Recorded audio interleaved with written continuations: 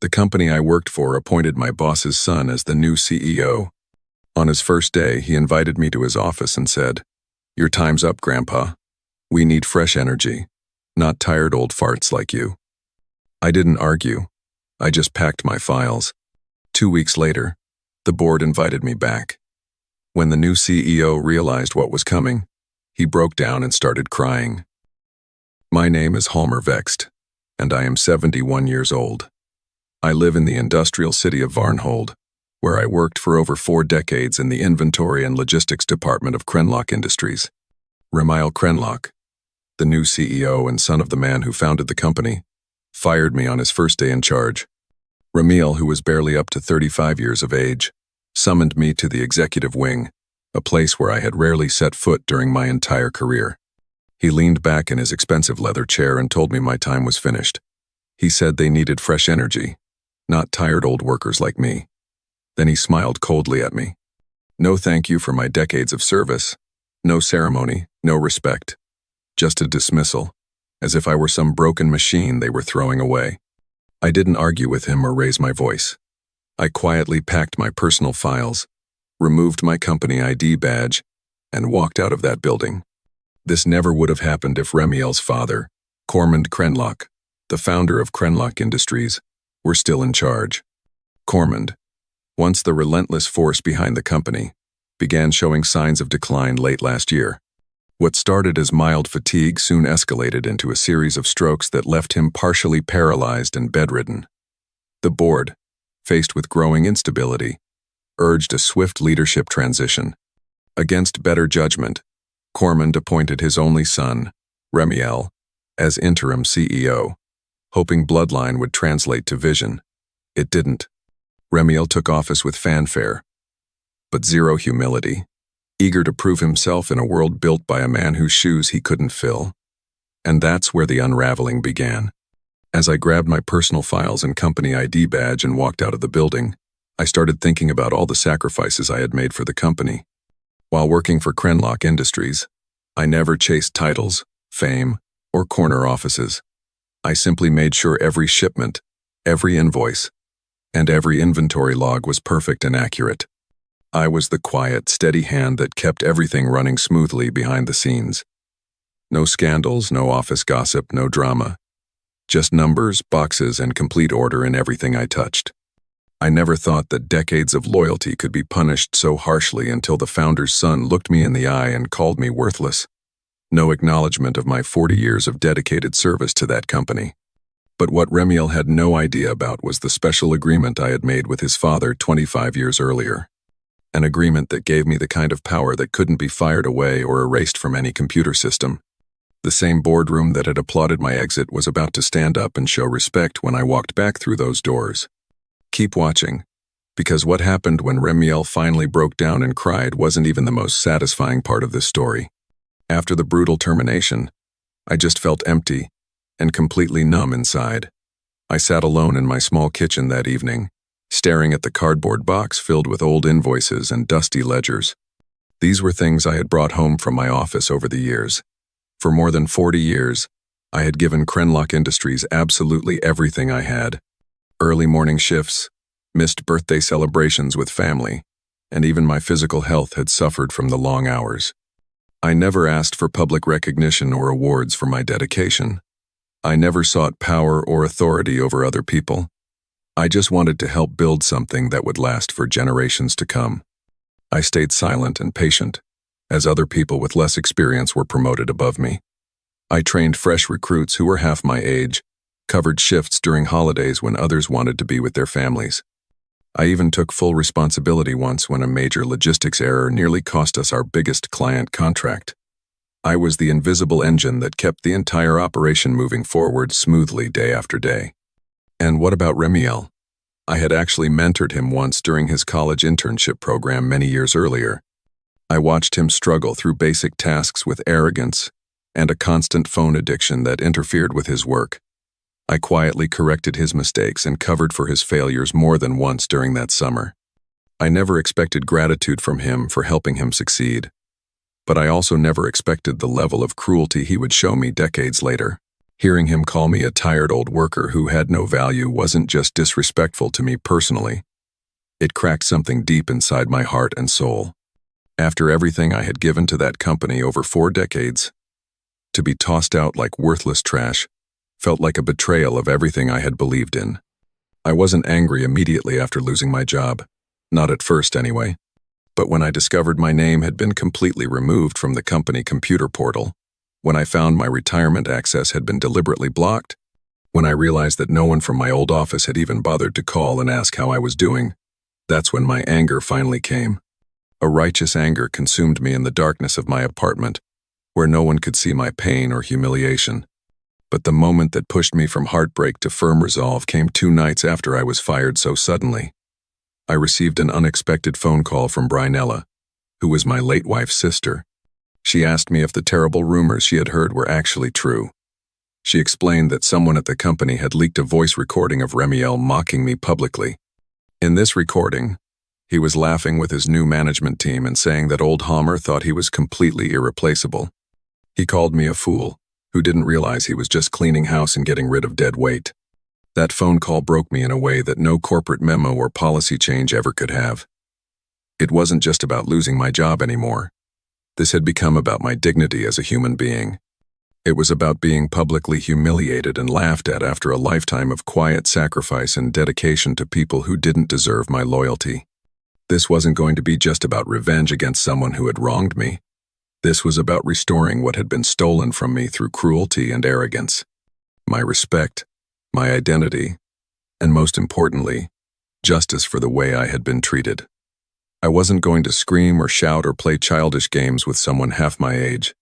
I was going to make him watch, slowly and carefully, as the empire he thought he had inherited crumbled piece by piece under my silent but powerful hand. Now, before we proceed, it's very important to say that if you're enjoying this story, please take a moment to like the video and subscribe to the channel. By liking, subscribing, and even leaving a short comment of where you are watching from, you are helping me grow this channel so that other people can find this video and learn the graceful wisdom tips that it offers. I share real stories from people who face tough situations just like this. These stories aren't just for entertainment. They're meant to help us learn and grow wiser.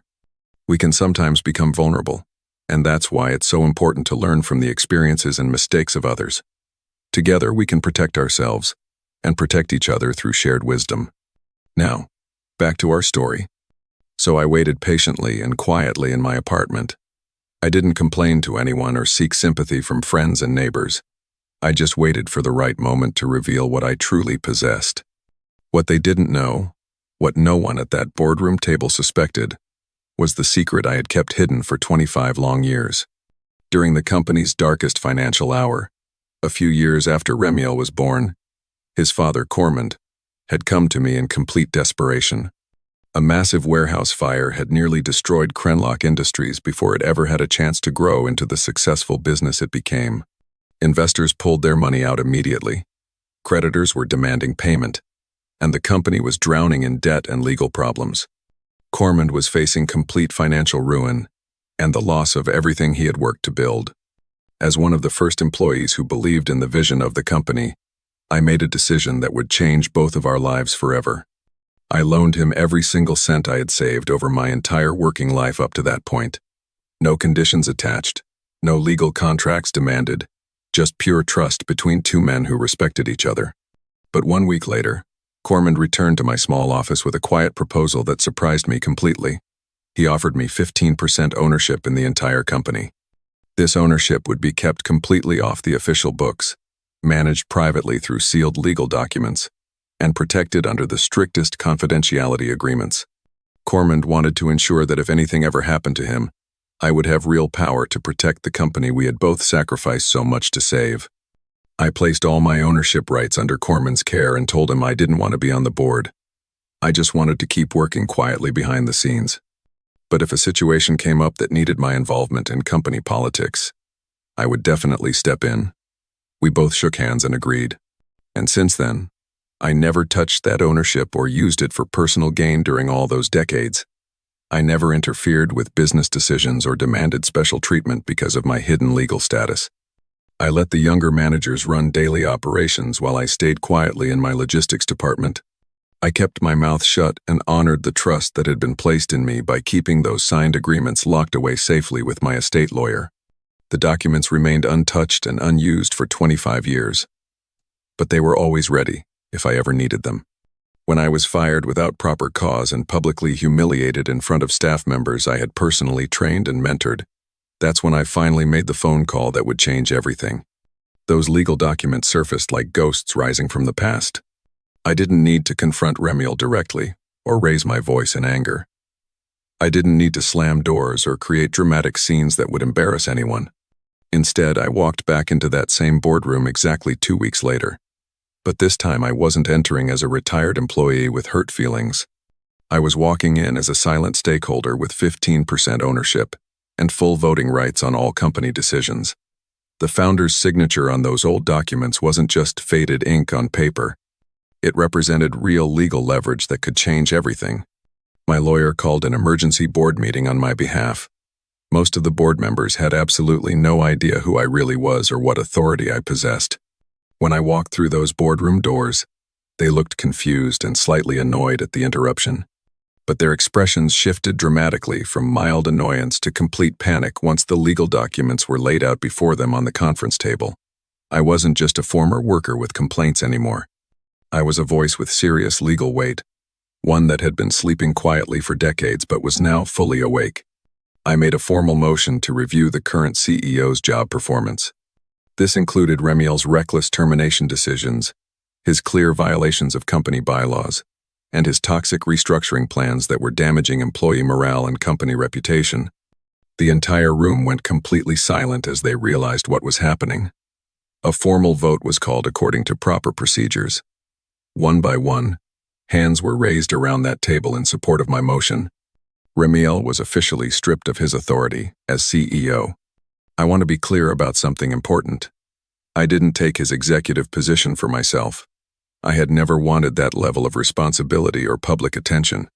But I did take my rightful place at the decision-making table, where I had always belonged according to the legal documents his own father had signed decades earlier.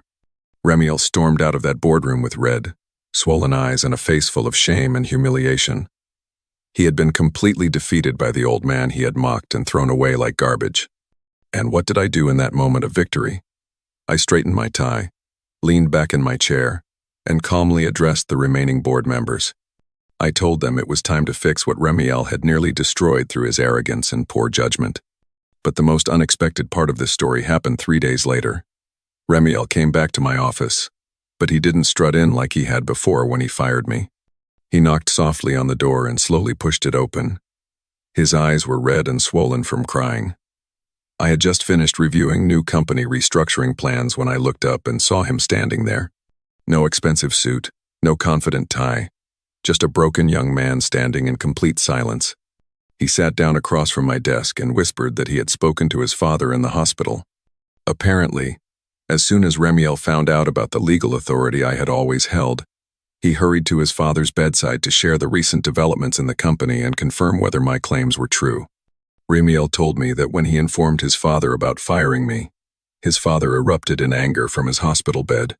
He said his father explained in detail how I had saved the company from collapse and had contributed more to the business than even he had. Still speaking, Remiel told me his father gave him a clear and angry instruction. He repeated his father's exact words from the hospital. Go back to Mr. Halmer and beg for his forgiveness. You better pray to God that he forgives you. If you fail to get Mr. Halmer's forgiveness, then don't bother coming back to this family. Consider yourself disowned and stripped of any inheritance or rights. Now Remiel sat before me, weeping like a child. He told me he had been scared of living up to his father's enormous reputation and success. He admitted that he knew he couldn't match his father's legacy through normal means. He thought that by making bold, ruthless decisions like firing longtime employees, he could prove his strength as a leader. Instead, he had only proven his cruelty and complete lack of wisdom about running a business. That's when I finally saw the truth behind his cruel actions. This wasn't about justification for what he had done to me. This was about pure fear consuming a young man. He was a boy who had been raised under the shadow of a giant, desperate to be seen and recognized, trying desperately to outrun his own failure and inadequacy. He explained that growing up, he had barely seen his father because Krenlock Industries had consumed all of his time and attention. Remiel told me through his tears that he thought if he could succeed completely without help, without leaning on anyone for support or guidance, maybe his father would finally be proud of him for once in his life. He looked up at me through his tears and spoke quietly. He told me he was truly sorry for what he had done and admitted that he had been completely wrong in his treatment of me. I took a deep breath and looked him directly in the eyes. I explained to him that this company had been built on honest sweat and hard work, not on ego and pride. He had thought I was finished and powerless, but I had always been the foundation that everything else was built upon. Then I made him an offer that surprised both of us. I told him that I will only forgive him for the pain and embarrassment he had caused me, only on one condition. I told him that if he truly wanted redemption for his actions, he would need to work at the company again, but not as the CEO, and not even as a manager or supervisor. He would start as regular floor staff in the logistics department where I had spent my entire career. He would learn from the ground up what it truly means to respect honest work and the people who do it. He froze completely when I made this offer. I could see his pride struggling inside him like a wounded animal. I could tell by looking in his eyes that he absolutely did not want to accept this offer. It would be a terrible injury to his ego and his sense of self-importance. But he also understood that he had no real choice in the matter. His father had made it clear that without my forgiveness, he would lose everything, including his family name and inheritance. He stared at me for about 1 full minute after I made the offer to him. Then he nodded his head slowly and reluctantly. It looked almost as if he wanted to start crying again. But he understood that his father had meant every single word of his threat about cutting him off and completely disowning him. So he rose from his chair, wiped his face clean, and quietly told me he accepted my offer by calling me sir. Do you agree with my decision? Do you think I did the right thing by offering Remiel that deal to humble him? I shared this story with a close friend, and after hearing it, he said Remiel lost his dignity and confidence, but I also lost the chance to be the bigger person, to show grace under pressure, and to display the wisdom that comes with age. Do you think he's right? Comment below and tell me what resonated most with you from this story. Have you ever faced a moment where you had to choose between justice and revenge? Like and subscribe if you want more stories that help us grow in wisdom through life's hardest lessons. Until next time, keep living with grace and purpose.